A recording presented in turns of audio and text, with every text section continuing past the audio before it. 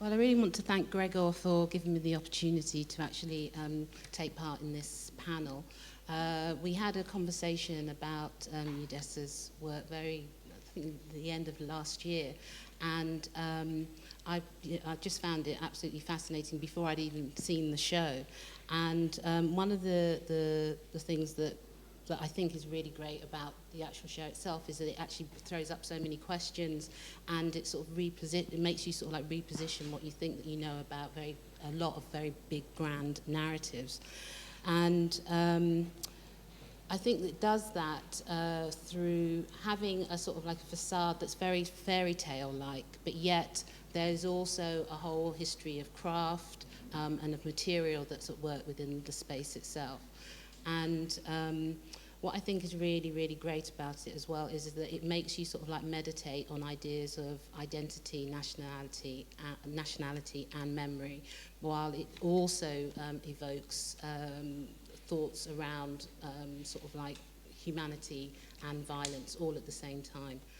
And tonight what I'm going to do is I'm going to ask Phillip a number of questions about his role as curator of the show and working with Ydessa, and then I'm going to sort of bring Mark in to give some comments about the show, and then we'll open it up for questions from the audience. So, nice to see you again. I was just wondering whether you could really talk about the starting point for both the show and the collection, actually. Well, for the exhibition, I was aware that Ydessa was preparing this piece from about 2011 onwards, and I knew that she had been collecting wooden lay figures, mannequins, for close to 20 years at that point, and that she was preparing one of her trademark curatorial compositions around this collection. And I then first visited her studio in Toronto in 2013 in September. And shortly after that, I happened to be in London for free. So I dropped by the ICA to say hello to Gregor and told him that we were discussing possible collaborations. And I said, well, the one thing we really have to try and do in London is place Ydessa's piece, because it's fantastic. It speaks to the context of London. And in fact, wouldn't it be great to do at the ICA? And we kept the dialogue up and confirmed the show a couple of months later. And that's really how it came about. It seemed to me that the ICA was a great way to position Ydessa. Ydessa is sort of is a legend in the art world. She's known for having a foundation in Toronto where she pioneered a unique hybrid form of curating as a kind of artistic practice.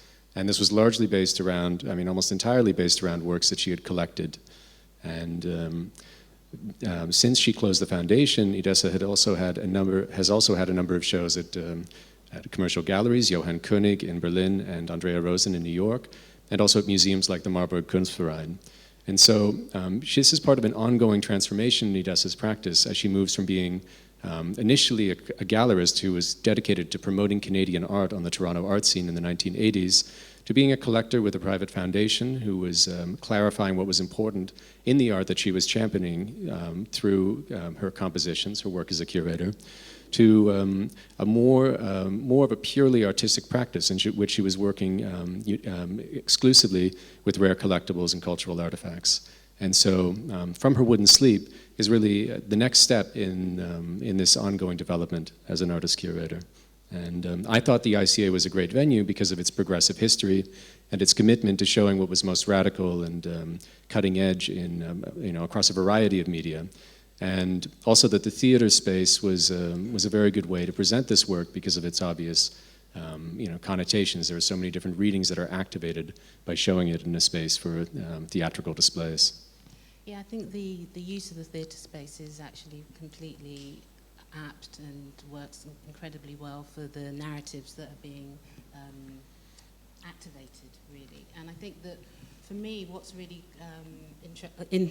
interesting about the work is also there's a sort of sense of energy where there's a sort of like force that is almost like making you think harder and look harder at the work when you're in there. And I was just wondering whether you could just maybe talk a little bit about the actual starting point for the exhibition in there over and above getting a location. Well, I think the layout that we see at the ICA largely reproduces the way Ydessa had laid the piece out in her Wicksteed studio in Toronto, but it's also been tailored to the specific, the nature of the architecture. There was a build that allowed Ydessa to clad the walls and to present it in a different form. For example, in the studio, one didn't step down into the space. Here you do, and I think it's actually extremely effective, as it gives you this sort of sense of entering a kind of dreamscape or dream world. What is also unique about From Her Wooden Sleep in comparison to some of her previous pieces is that this is a single room. And so you walk into it and you walk out of it. As you come in, you get one perspective on the central event, which is this kind of mise-en-scène and organized around a central figure with the key in its head. And then you get a second perspective as you come out of it, which is enhanced further by the use of distortion mirrors that line the side walls. So you get multiple perspectives. And to me, it feels almost like an enterable vitrine. It's almost like you're walking into something. You're allowed to walk among these. These are all museum-quality objects. And so, in a way, Ydessa has been extremely, to my mind, has been extremely generous in allowing the general public to move among these objects in a very free and uninhibited way. And I think this is interesting too, because it's a way of repositioning the objects themselves. There are various ways in which the objects are placed and positioned in the show. There are things that are placed under bell jars and vitrines, so they're sort of more contained, and others that are really, in a more casual way, are placed directly on the same floor as the visitor. So there's a sense of immediacy and of a direct experience with these objects. I think what's also interesting is that obviously there's a range of historical material that's in there, and whereas if it was in a museum, it may well have been positioned a bit like a timeline or something like that. Whereas in fact, it's been very imaginatively and very carefully positioned to evoke different sort of like narratives and make comment on different things.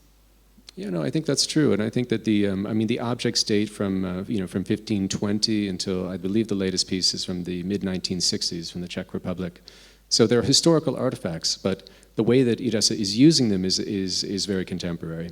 So she once remarked that pieces from the past are repositioned as keys to the present. So in a way, by working with these objects, her interest in them is not antiquarian. It's not to present, it's not just to present this collection, although that's certainly part of it. It's that allows her to cast glancing views on our present situation, and I think that's part of why so many curators and so much of the art world has acclaimed Ydessa, because of this extremely inventive way of sort of indirectly casting these views on what's going on in the world around us.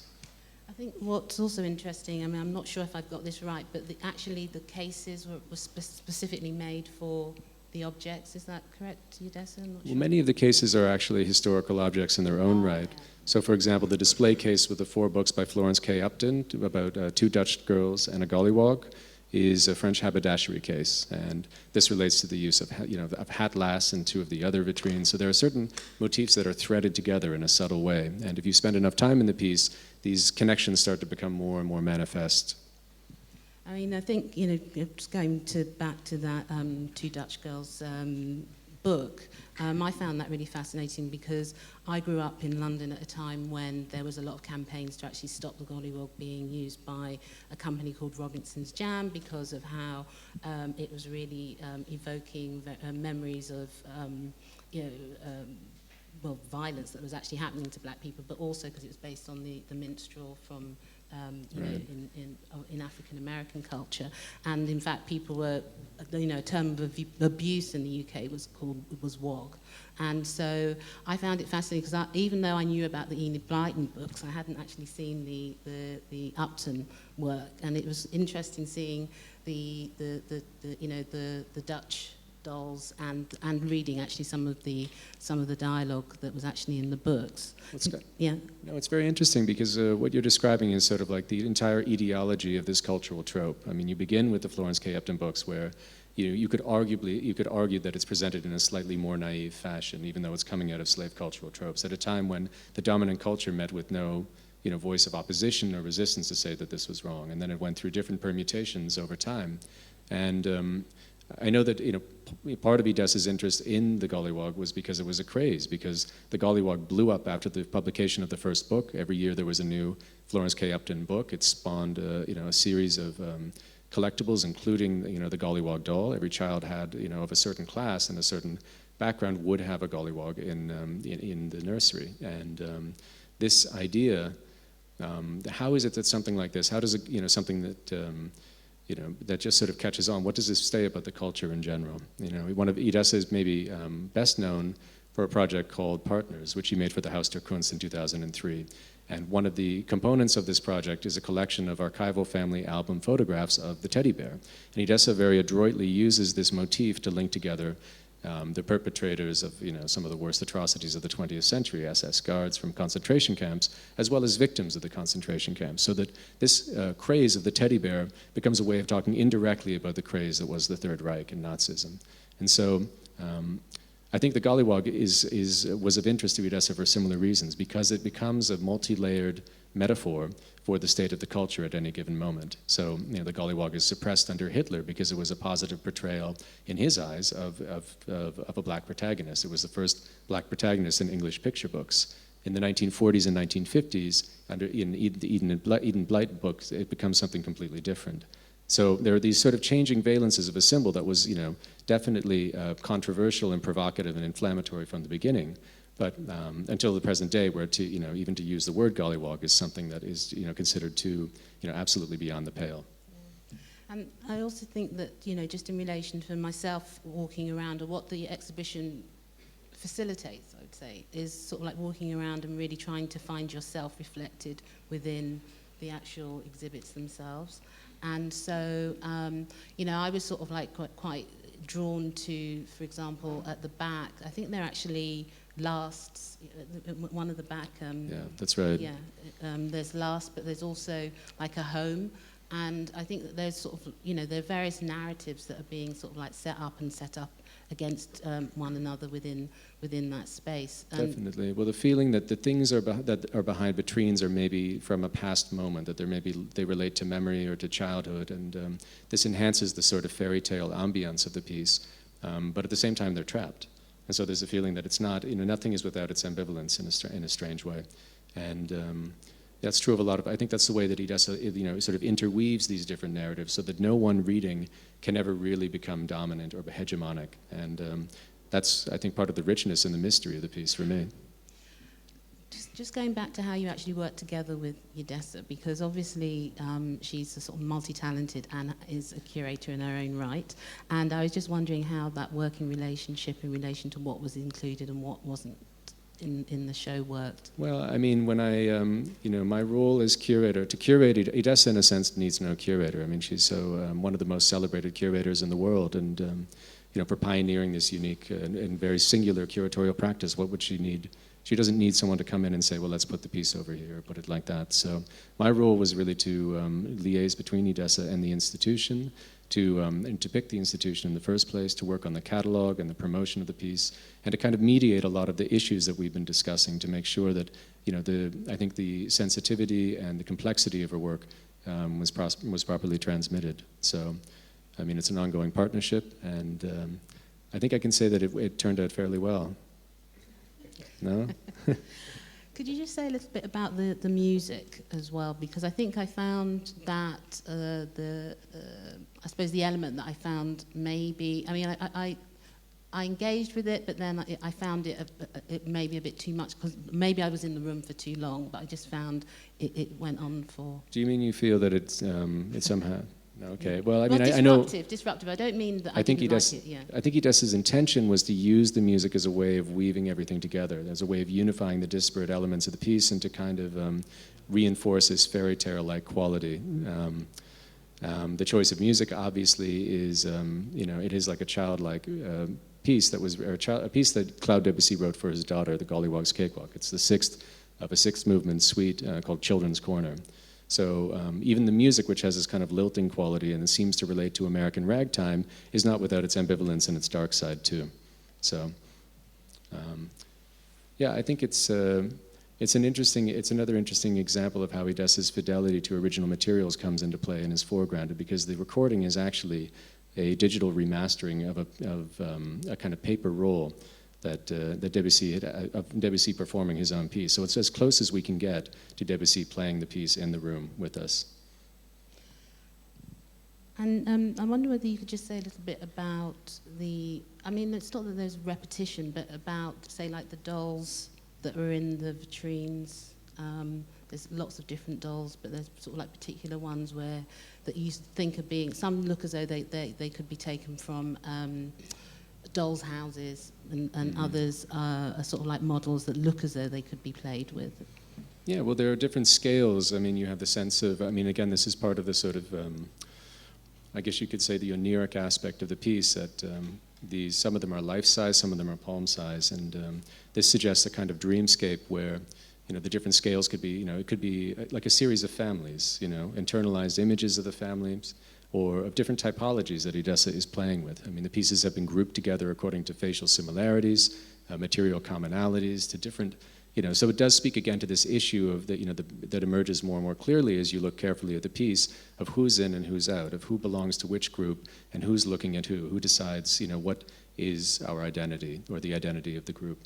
And I think, yeah, there are pieces that, like the Gliederpuppe, the two oldest pieces, which are in the back of the show with the birdhouse, were probably originally dedicated as kind of ornamental objects, or something that, you know, a rich family would have had lying around the house as a kind of curiosity.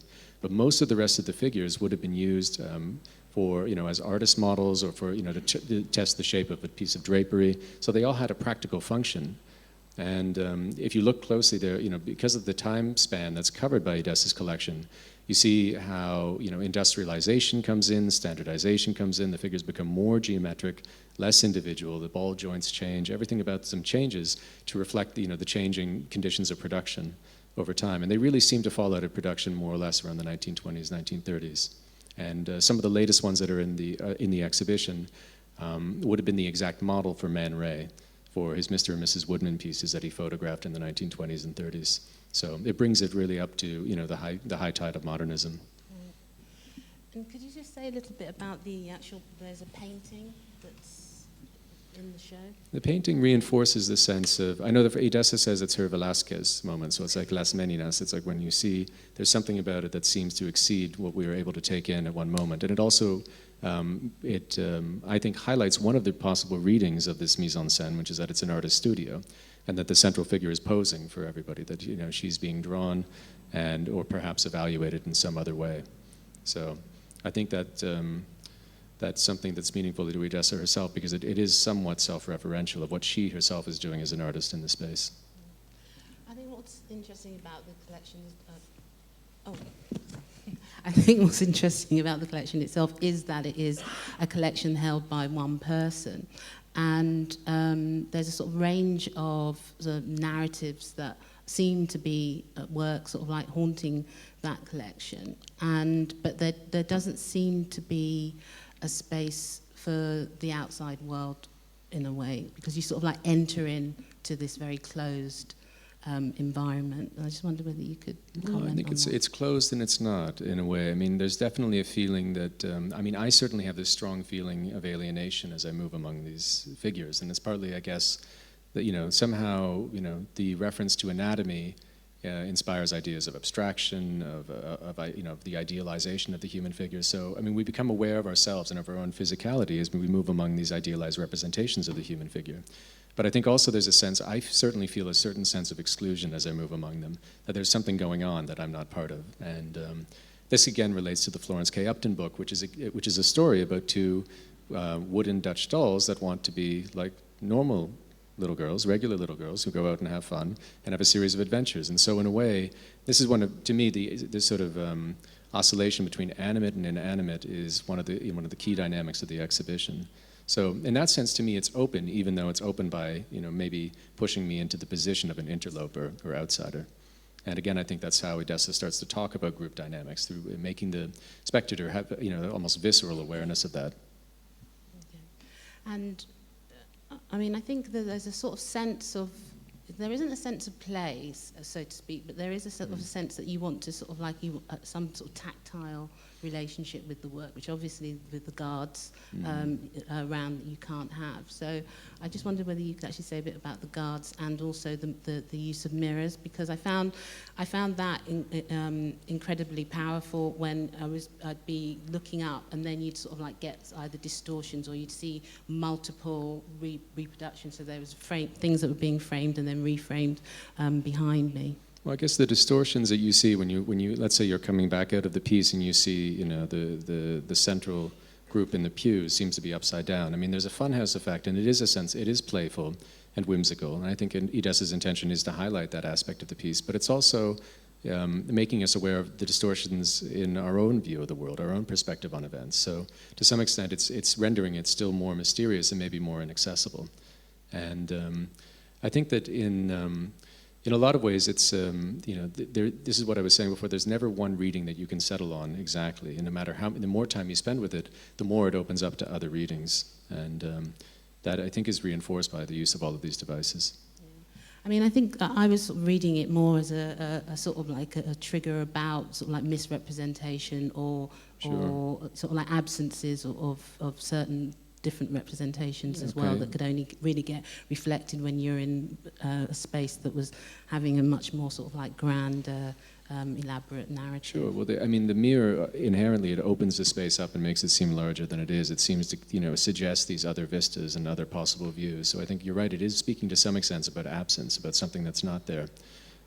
But also a funhouse mirror is about body dysmorphia. It's about the feeling like, I don't look right. I don't, I'm not tall enough. I'm not beautiful enough. I'm not this. I'm not that. And so it brings us back to the sort of the anatomical markers of identity, which is one of, I think, the hallmarks of Ydessa's exploration in this piece. Thanks very much. I'm going to bring Mark in now rather than keep talking to you. You've obviously seen the show, and I was very keen to bring you in, partly to do with the fact that I think that the show itself is talking about sort of like a wider humanity, and your shows, particularly Human Rights, Human Wrongs, which takes as its sort of starting point the Universal Declaration of Human Rights in 1948, but looking at it from a very sort of like pictorial, journalistic representation, but they seem to be dealing with quite similar themes, and I don't know whether you would agree with that or whether you wanted to make some sort of comment.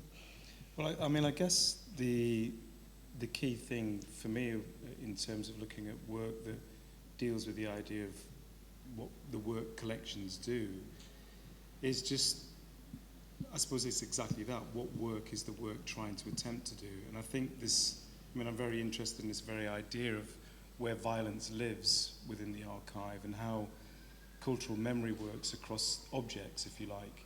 Obviously I'm working within film and photography mainly, and increasingly sculpture, and opening up the portfolio in terms of researching into that space. So as I was approaching the show, as I walked into the show, first of all, I felt that there's a kind of congregation of ideas in the show, literally and physically and metaphorically, in terms of people looking, sitting and staring. Then there's this sense I felt in terms of the commonality of that there was a desire, an inherent desire within the kind of curatorial aspect of the work to talk about this very question of what violence does to us and how, if you like, through the body, particularly through the body. And the things that kind of come to mind in terms of, ideas that get relayed across that is how banal violence is in many ways, because there's a certain degree of repetition within the exhibition. There are these objects that are collected over time. And then if you look into the banality of that, it's almost as if the corpse-like aspect of these things. So for me, the first thing that happened to me in the show was that there's a kind of level playing field in terms of the question of race. So the question of the obvious things that we could talk about, like the gollywog, didn't matter at all for me in terms of that space. What mattered for me in that show was the sense of literally being an outsider in that moment. So all the bodies became rotten flesh, if you like, and there's something that happens when you look at dead bodies.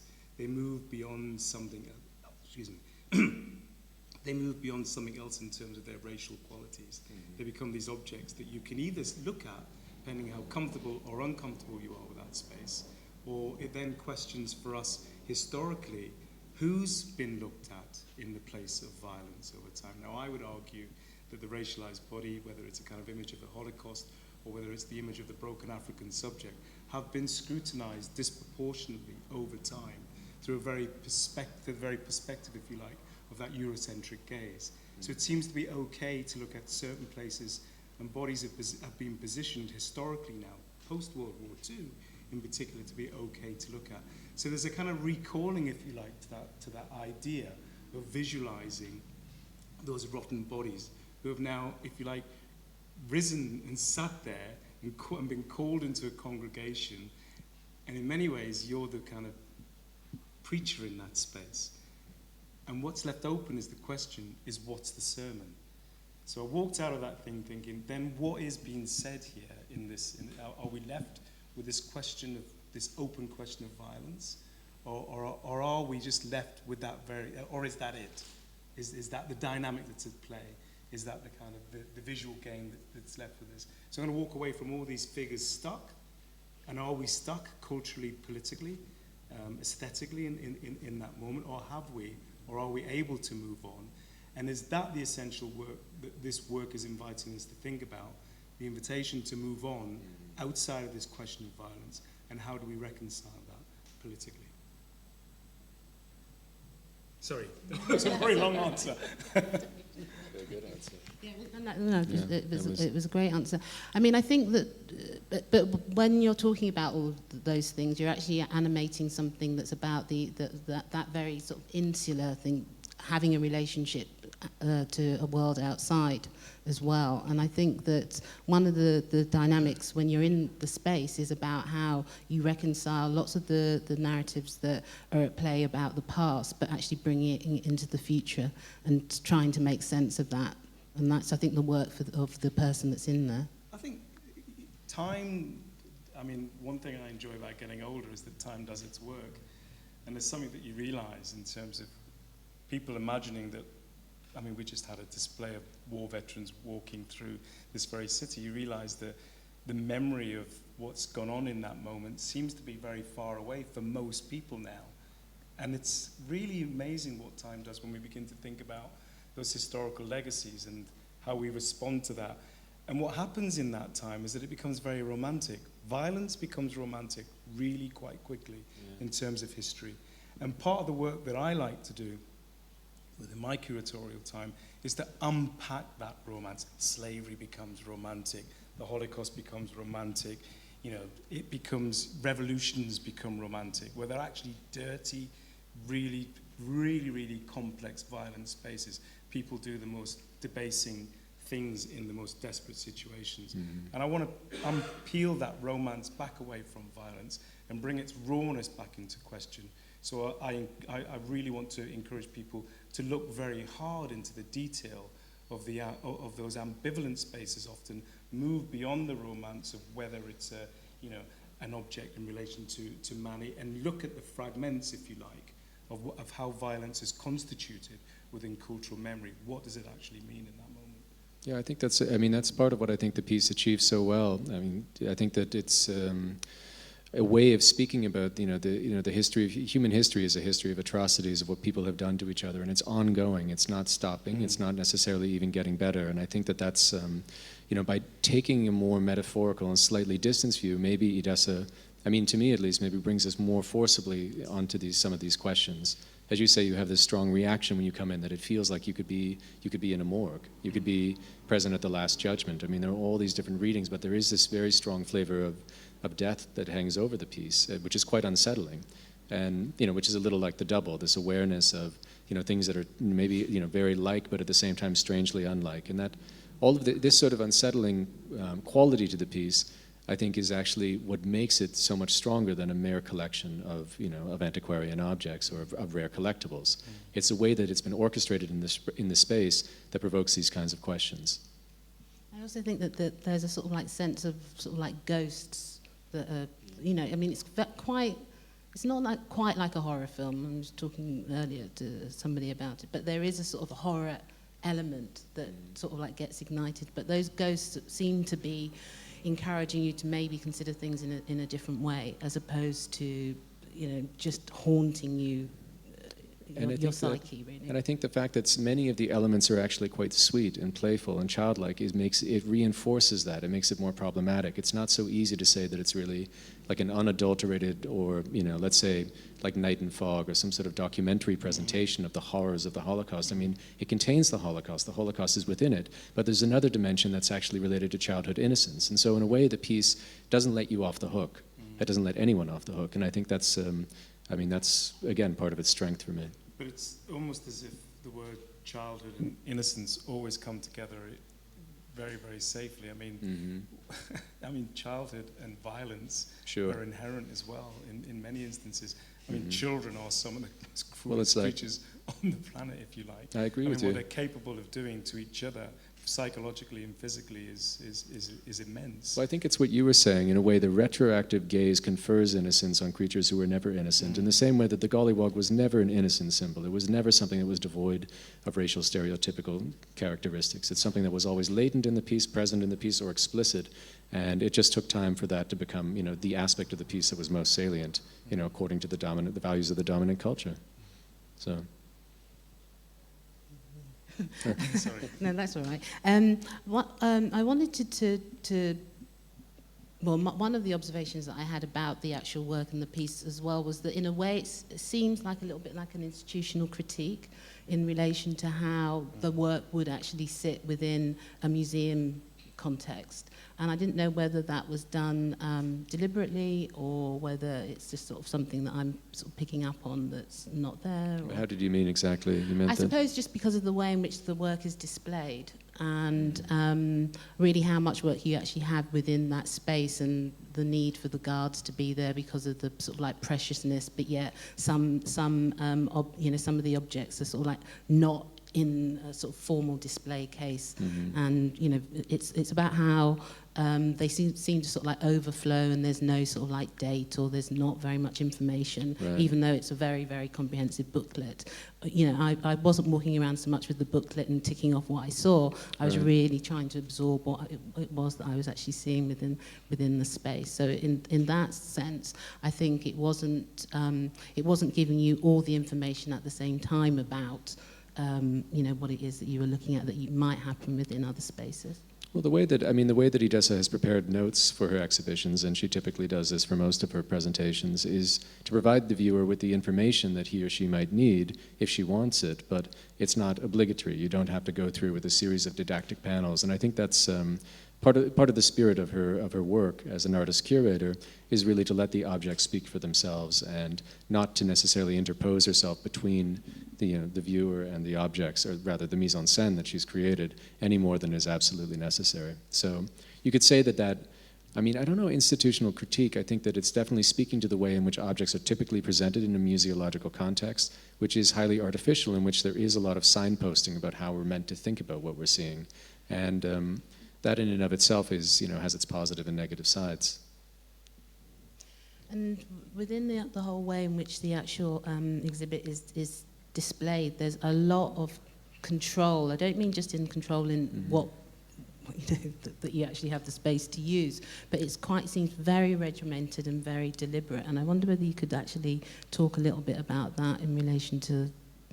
Yeah, I think these are. When I first saw the piece, I was immediately aware of being in the center of this very taut crossfire of gazes, and I felt, the weight of the gaze was what immediately struck me. It was the feeling that despite the fact that these were inanimate objects, that these were dolls or mannequins or puppets or whatever I wanted to call them, I felt as if I was under surveillance. So that goes back a little bit to your question about the guards. The guards are very present, and that's something that that the artist curator wanted. But I think it also reinforces that feeling of being always being observed, being closely observed and scrutinized and possibly evaluated and judged. And I think that that is, in a way, if I had to say there is one sort of core message to the piece, it does have to do with the trauma of the gaze and the fact that we can never totally get ourselves out from under the trauma is personal, it's collective, it can occur at a social level, at a psychological level, but it's something that we all have to deal with one way or another. Can I ask a question? Yeah. Go ahead. It's interesting because there's obviously some kind of hierarchy at work within that structure of the gaze. I just want, I mean, and clearly there's been a huge amount of detail in the positionality of that. Right. And if the gaze is, as we well know, loaded and privileged, then can we just unpick that a little bit in terms of how the structure of the gaze is working? Obviously, there's a central point, but it is you are very aware of being under scrutiny once you're in the space. The right. human element with the guards. I mean, I found the guards today. I thought someone's either really enthusiastic doing their job today, or they're part of the piece. I came away thinking they must be part of the piece in some shape or form. Mm-hmm. So there is a huge sense of that at work, but there is a hierarchy within there. I think I just wanted to tease that out a little bit. There is. I mean, there's a sense of, if you look at the seated figure who's looking away, that's possibly male, that has male characteristics, is withholding his gaze, and I think that's the position of power. The person who's not looking at the central figure, in a strange way. So there is a kind of hierarchy. Everyone else seems to be organized around the central figure and is looking at the figure.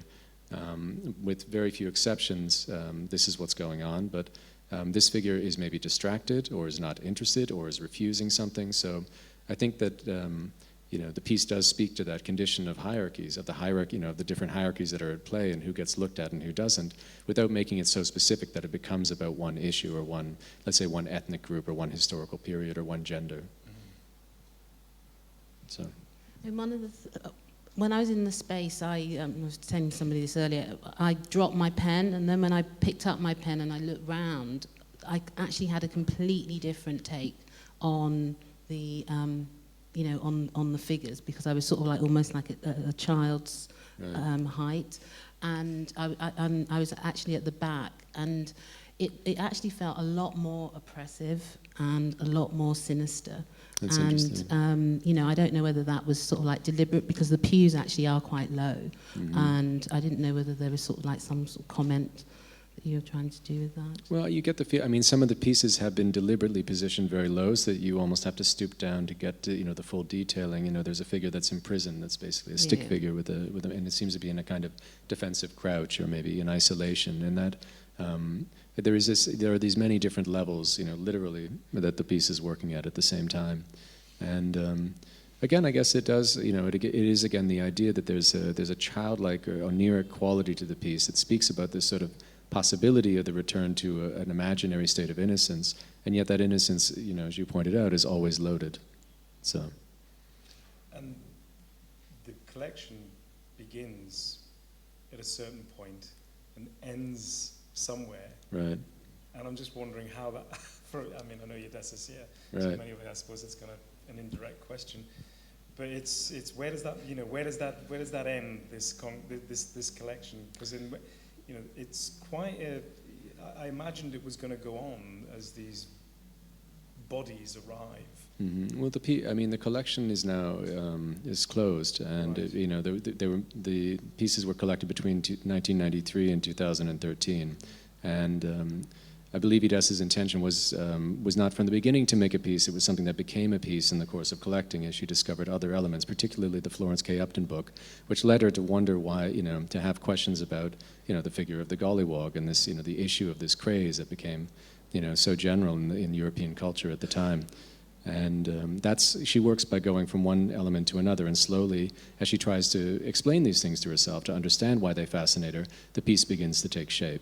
So this is one of the things that I think makes Ydessa so unique, is this sort of unique position that she occupies as someone who has is a collector who operates at an extremely high level, who has a profound knowledge of the history and the provenance of each object, and who has a very special ability to read the object, to look at the object directly and get information from it without necessarily resorting to the scholarship, and then to position them in these kinds of mise-en-scènes that are really curatorial compositions, but also have a lot of the qualities of installation art and site-specific art. So collecting is on one hand the basis of what Ydessa does, but I never think that what she does can be reduced to a collection. So. Thank you.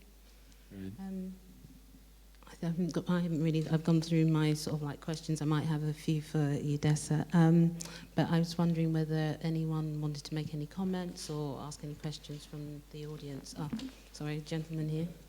Yeah. I will ask the next question, and Oh, sorry. Yeah. It's Go a back to the mic. fascinating exhibition, of course, and there's a lot of pathos in it and emotion, and it's very emotional and rich in connotation.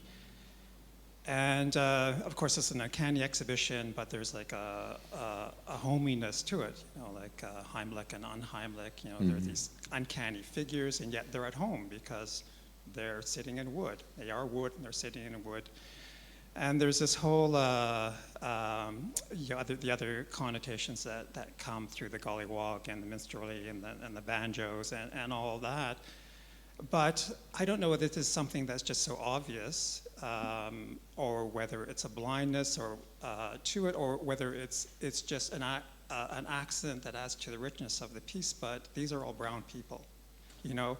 They were made as white cultural artifacts to further a white view of culture, but this is a brown congregation, and at that point you think the waiting for identity has a whole other dimension to it that lends a solidarity to what is happening there, just because of the qualities of those objects and the look of those objects and the fact that they're brown and they're made out of wood, and you know, it's the civil rights waiting for recognition, which of course all these wooden figures in the whole European tradition of wanting to have that identity. But you know, I don't know whether that is so obvious, unintentional, or totally accidental. But it's you know, became something very fascinating. Okay. For I me, didn't and very read it moving like in that, the but work. I mean, it's an interesting reading. Yeah. There's a gentleman here. Did you want to say anything? No, it's funny. I never saw them as black people at all, or brown people. I mean, I saw them very much as European in that sense. If I had to look at them in terms of their features. Well, the features, but you know, coloration. Yeah, it's funny. I saw that much more as I said, much more as a place of something that's just rotted. In a sense. So I think the epidermal schema of it was not necessarily at play for me. Mm-hmm. I would have a different interpretation. Yeah. But that's good. Yeah. You know, I think it's open to so much. Yeah, Yeah, exactly. absolutely correct. And it's funny now that you mentioned that as a brown congregation. I think the first word I said around the show was a congregation, and there's obviously some sense of the church at work in that place. And then, of course, when you think about the politics of the church in terms of racial politics, then it's an essential element in terms of understanding the affirmation of African American politics. So it's critical. Or, if we want to look at it in terms of how religion defines us as a people in a place at a given time. And in many ways, when we talk about race, we've got to think about it in very much a post-epidermal kind of idea, because it's just a construction, as we all know, in terms of how we differentiate with people. So color comes into play pending what's at stake. There's a gentleman there. Oh, did you want to say anything? No. There's a gentleman there. Madam Chair, may I make a comment and two questions? Yeah. The comment is, with respect to your one speaker, I don't think that the Holocaust can ever become romantic. Sorry? I don't think the Holocaust can ever become romantic. Okay. My first question leads on from that, and that is, given the unclothed and skeletal nature of the mannequins, their uniformity and their seating in a regimented manner, is the artist drawing on or suggesting the wartime experience of her antecedents in an autobiographical way? So really the crux of the question is... Is it a sense autobiography? Is it autobiographical? That's the first question. The second question, which is looking at it completely from a different angle, is given a childlike dimension to the work, is a connection to Delibes' Scapalia a significant omission, or is it intentional? Well, to answer the first question, there is an autobiographical dimension in that reading for Ydessa, certainly. Ydessa is the daughter of Holocaust survivors. She was born in 1948 in Margate, Germany, and emigrated to Canada in 1951, and grew up with the incredible weight of this experience as a part of, probably is one of the most formative experiences of her life. So it's inevitable that this is part of it, in a sense. Can it be reduced to a representation of Holocaust suffering? No, but I think that the autobiographical dimension is important. I mean, when I think about Ydessa's work, what fascinates me is this extreme objectivity of her use of cultural artifacts, or the positioning of them, the fact that she's constantly pushing us to look at them in and of themselves, free of this kind of the usual trappings of museological presentation. And yet at the same time, it's clearly the expression of an intense, of a kind of inner psychic landscape. And there's a slippage between the two, between the subjective and the objective, that to me is fascinating. So that's just a long-winded way of saying that yes, there is an autobiographical dimension, but it can't be reduced to that. What was your second? Sorry, what was the second question? The second question related to whether the omission, given the childlike or playful nature in part of the work, whether the omission of Delibes' Coppelia is a significant omission or whether it is intentional. I'm not sure I understand the question. I'm sorry. Well, we all know the ballet Coppelia with the mannequin. I mean, if we think of mannequins, it is the obvious one to think of. To me, Ydessa has collected what she's collected as a way of expressing these personal concerns, and at the same time, building a collection of some of the most important artifacts from this period. So I can't say that it may be best for Ydessa to answer this directly, but to me, it doesn't seem like it was a deliberate omission that's meant to, serve as a commentary on the total meaning of the piece. Ydessa, do you want to say anything about the collection?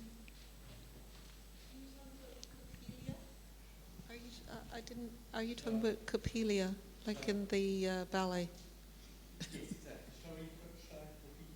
Yeah, I didn't understand it either, but I value.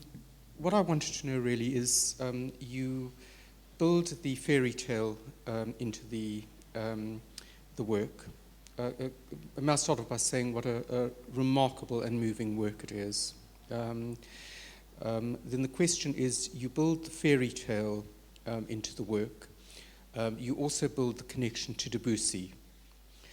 And my question is, if one is thinking fairy tale, if one is thinking classical music and mannequins, the immediate connection is to Delibes and Coppelia, and therefore is the omission of a Coppelia, the mannequin in Coppelia that comes to life, intentional, or is it a significant omission? I still don't understand the question in terms of a significant omission. It is definitely a Coppelia in that when the winding stops, Coppelia stops functioning.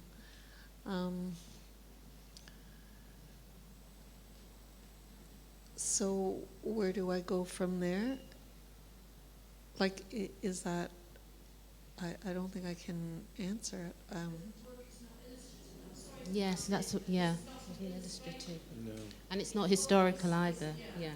Well, everything is specific in the same way as a painter. When a painter puts a stroke on canvas, it is there. If someone makes a mise en scène, it's called control. It just is the gesture, and so it's a moment in time, and so it is very much Coppelia in that sense. It's a moment in time. So was it intentional? Yes.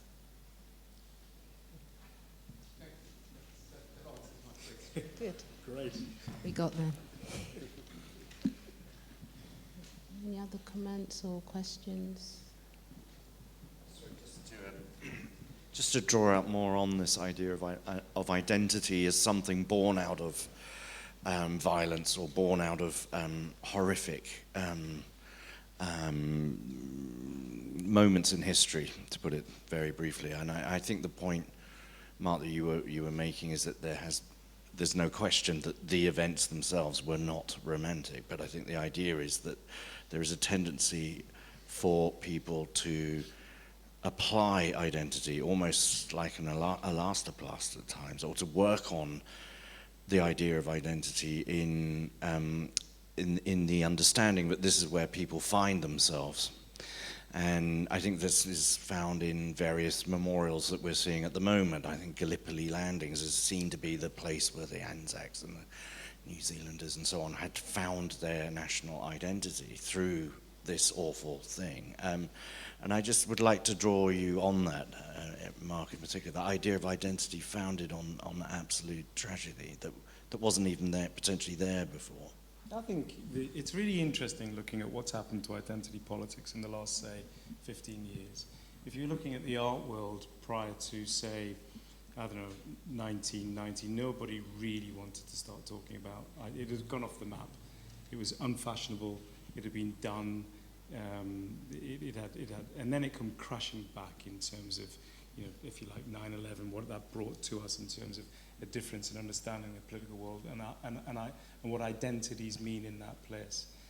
And I think that there's an ongoing desire for identity to jump onto identity, if you like, to find an identity, whether it's through racial politics or through identification with a place or a space. And history does that work. And I would stand by my comments, so we can agree to disagree, that there's a huge degree of romance gets attached to violence in that sense. You were there, we remember it, I identify with it, we imagine it, and somehow one narrates for that space as well through an identification with it, whether it's real or imagined. Museums and cultural institutions add to that space. Monuments, statues, who's curating it and who's articulating it have a huge bearing on how people identify with that space. So one could argue that there's a huge homogenization, if you like, of the way that history has been rendered. And it's only really in the last, say, 15 years that different voices have been able to, which I would say that, you know, just to bring it right into relevance, the work that Ukui's been doing now at Venice has a huge bearing on it. It's about, if you like, articulating things from the south rather than from the north. Or maybe not necessarily from the west or from the east, or maybe the Middle East. So they're very different stories about how violence works. And it's really complex, and it's the thing that actually brings people together in many ways, but it's also the thing that brings people apart. So how we see it, and how we bring it together, and how we articulate that through objects and images, or imagined images, if you like, become really at the fore of what's kind of contested about how cultural memory works. What's absent is really as important as what's brought present.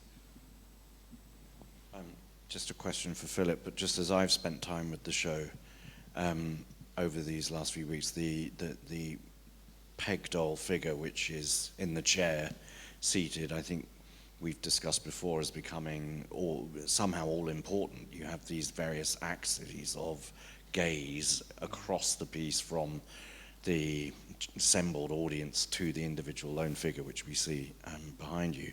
But then there's this cross gaze, it seems, of the peg doll over to the figure on the desk. But in all of this, one thing for me has been the box next to the seated figure, which just seems to grow and grow and grow in my mind. But would you like to just talk a little bit more about the symbolism there?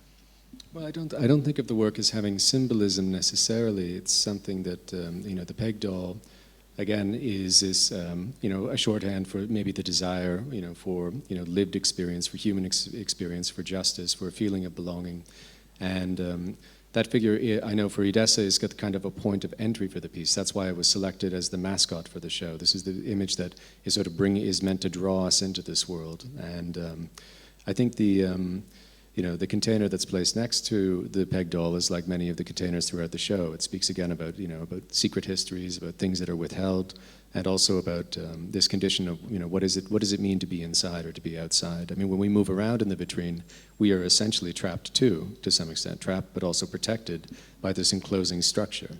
It is, to me, a bit about this idea of the container and the contained, and the fact that neither position is ever fully comfortable. But I think that's what it means to me. And the expression on the face of this peg doll is extremely sweet. It has a very lovely face. And so unlike a lot of the other mannequins where it's a little bit more generic, or as an art historian would say, it's wrapped. The figures seem to be focused and seem to be looking at something.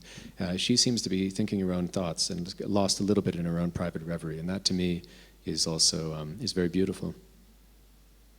So.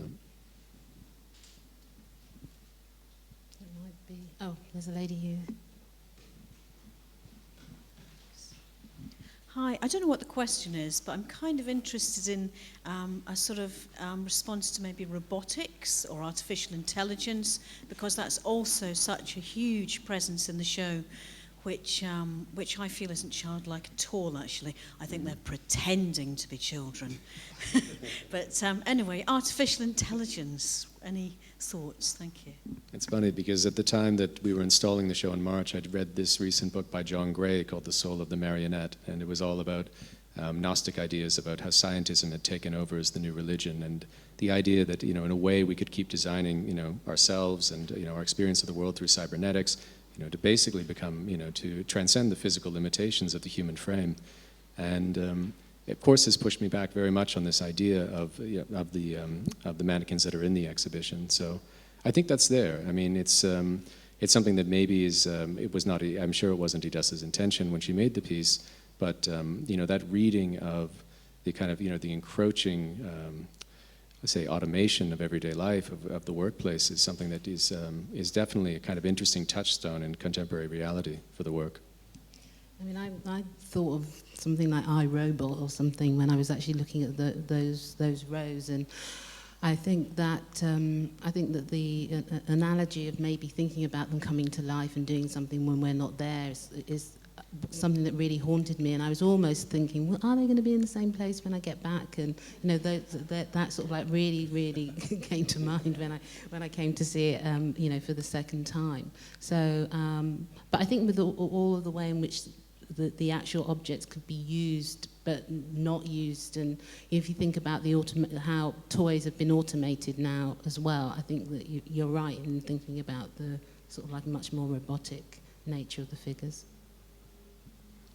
There's a lady. Can I just jump in? Excuse me. Yeah. Just to add something, which is that there's a very, in my mind, important connection to the ICA on many levels, and there are actually some kind of very interesting specific examples, and one of them is that the ICA hosted an exhibition called Cybernetic Serendipity in 1968, which became one of the first computer art exhibitions in the world, and it was curated by a lady called Ydessa Hendeles, who left Warsaw in 1946 and came to London and soon became very closely associated with the ICA and soon to work on their exhibition programs.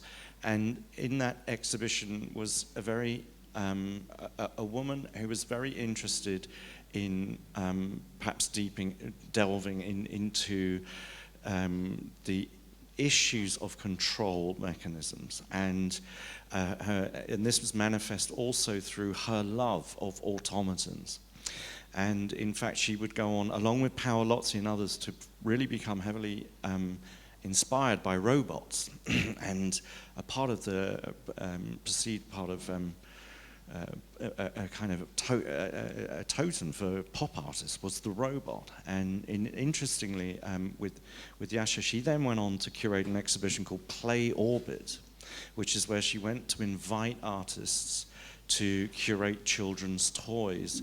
And in that exhibition, Play Orbit, the ICA dealt with, and certainly in the publication, the Florence Upton book. That became very interesting to Ydessa as well. So there's a connection to be made in terms of automaton and computer and cybernetic orientated systems in the history of the ICA.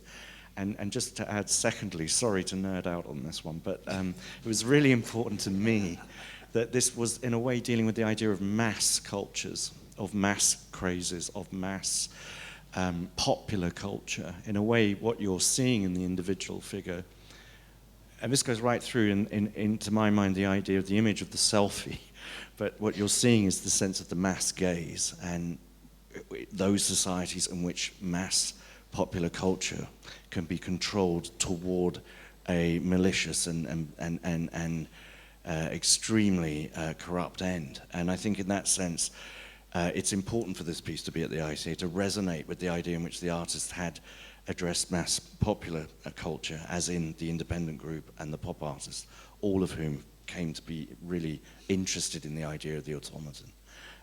But I won't go on for much longer because there's a lady asking another question. Thanks, Virgil. was just a comment about when I went in the first time. I did have a sense of like frozen horror, and I felt like it reminded me of the European animators, Jan Schwankmeyer. It was like a frozen scene from one of his films or something like that, or the Quay brothers, that kind of odd, quite gothic, sort of gothic horror yeah, type European of surrealism, that kind of legacy, really. That was all really. Thank you. So, lady here. For me, it was multiples. Years ago, I went to Ydessa's gallery, and she had an exhibition of multiples of cabinet cards and early photography. So this is what drew me to this show, was the idea of multiples and the psychology of collecting. For me, when I first came in, I felt it welcoming, and it was almost like I said hello to all the objects. And for me, it is about the gaze, and it's almost like a religious sentiment. It's just looking as a mirror into myself and thinking about my actions in the world, it put very plainly. Thanks. Can I lead on from that Yes. observation? You were saying about, I think, the issue of the mannequins looking at one, assessing one.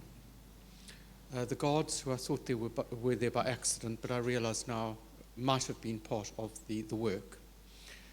One of whom actually two of whom interacted with me.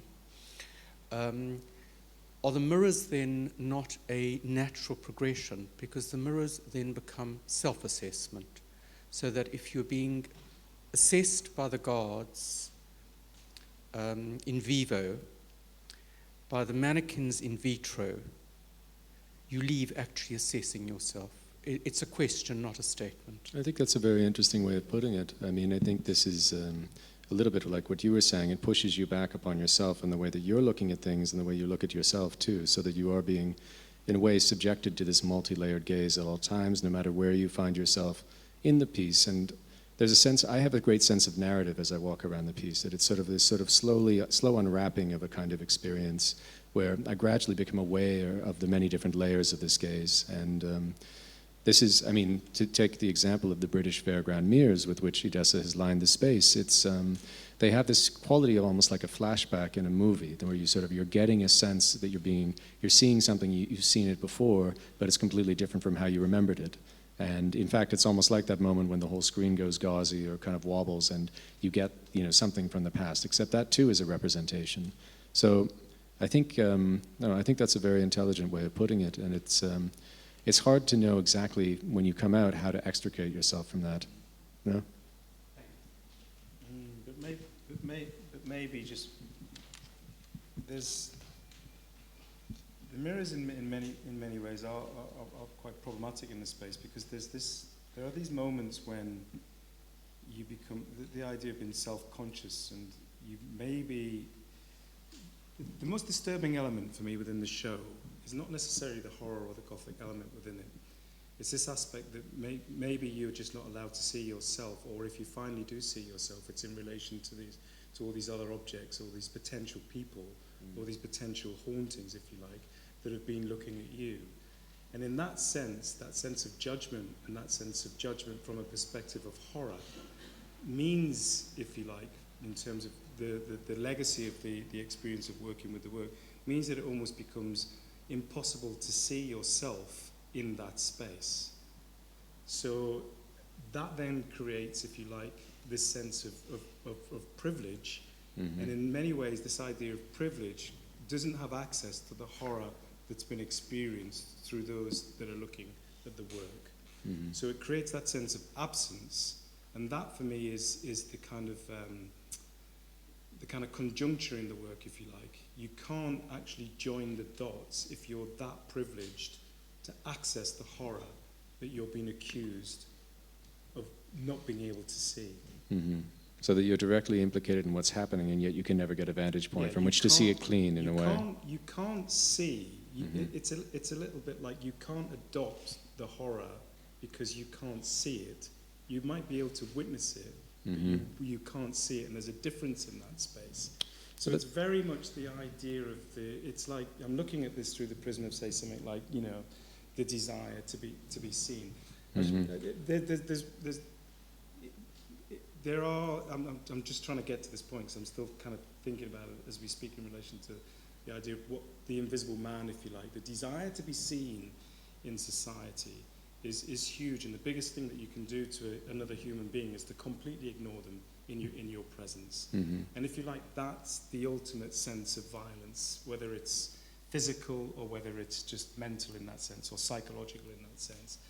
And if you're in the position of being those that have the privilege of making those invisible, sure, then the level of violence that goes on about making people invisible, it doesn't matter the machinery behind it, the manufacturing of that violence, whether it's war or whether it's systematically, torturing people or using them for experiments or whatever. Treating them as objects. So you can't witness that violence because you're so privileged psychologically that it's very easy to imagine that it never happened. In fact, you always imagined it never happened. And that's like the figure, again, that's seated, facing directly into the central, and is looking away. And withholding the gaze, as you said, is it's the ultimate gesture of power in a strange way. Yeah. So. And in many ways, the whole thing that's at play, that contestation between identity politics, is who's brought into the frame, by who, when, and for what purpose. And the circumstances of that can either be tragic or they can be met with a degree of parity. And it's very much within the framework of Levinas's work, this whole idea of taking responsibility for the other. If you don't see that person, if you psychologically can't imagine them as a human equal in that moment, then what he's saying is that there's a fault line within that engagement, because until you can take responsibility for those objects that are in the space and truly imagine the horror that you're generating them coming from, then there is no engagement with them ultimately.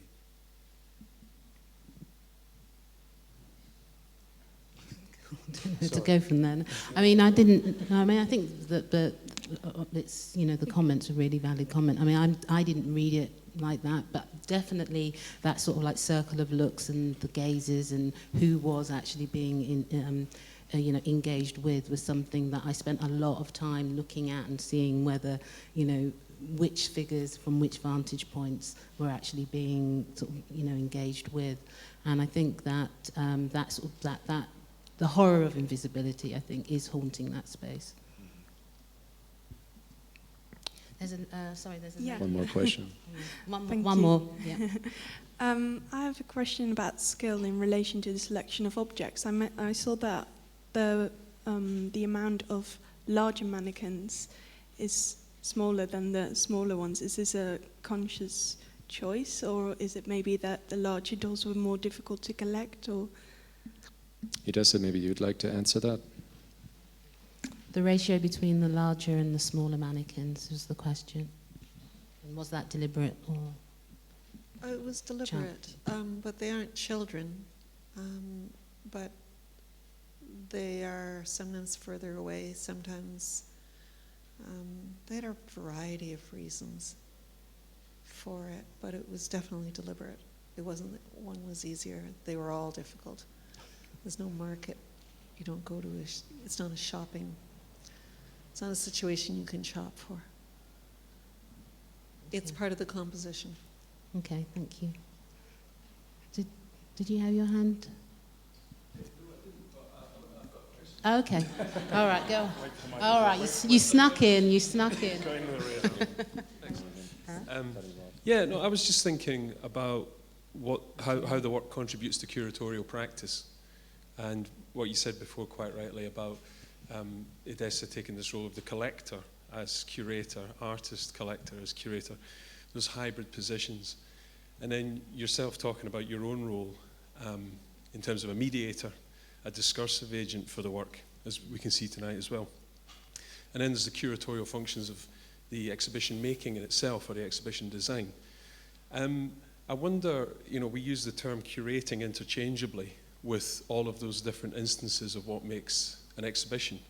And I'd be interested to hear more about how you think they've been hybridized or blurred, and how this current work contributes to our evolution of our understanding of curatorial practice.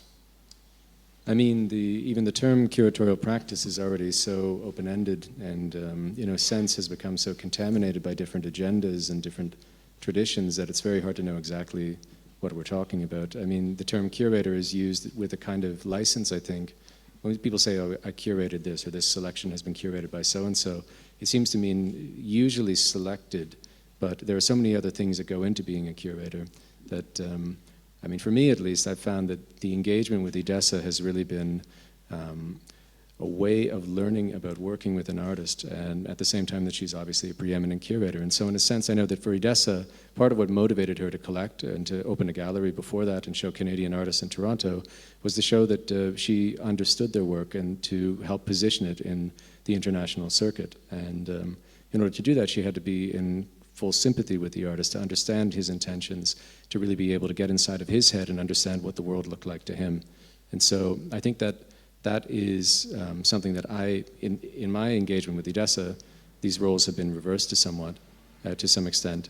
And that has maybe been the big lesson of this experience for me, of learning how to think about curatorial practice from the point of view of someone who's developed such a highly singular way of doing it. So it's very hard to see how what she does can be reduced to a theory or something that, I mean, we can all learn from Ydessa. I think of, I know that many curators of my generation, even slightly older, tend to regard Ydessa as almost a kind of gold standard, that this is, someone once wrote an article called Ydessa Syndrome, saying that once you've seen a show by Ydessa, you'll never look at art in the same way. All other curatorial compositions seem to fall kind of flat. And I had this experience when I first became aware of Ydessa's practice, and in 2003 with the partner show at Haus der Kunst, and then later when I visited her foundation in Toronto in 2006 and saw the show Dead, Dead, Dead.